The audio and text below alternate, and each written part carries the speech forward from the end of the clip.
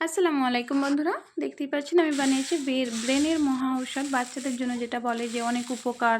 আগেকার যুগে মায়েরা বলতো।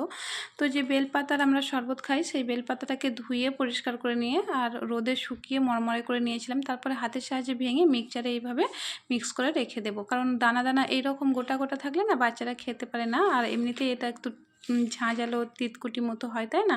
তাই আমি এইরকমভাবে মিক্সচারের সাহায্যে এটাকে মিক্স করে নিয়েছি একদম, দেখতেই পাচ্ছেন। তারপর এটাকে ডিবের মধ্যে পুরে রেখে দেবো। এবার প্রত্যেক দিন নয়, সপ্তাহে 3 থেকে 4 দিন আমি খাওয়াই, আপনারাও খাওয়াতে পারেন। এই যে 1 চামচের মতো আমি এটা নিলাম, নিয়ে বেলপাতা গুঁড়িটা নিয়ে এর মধ্যে আমি ঘি দিয়ে দিলাম 1/2 চামচের মতো, দিয়ে এটাকে আমি গ্যাসের মধ্যে ফুটিয়ে নেব।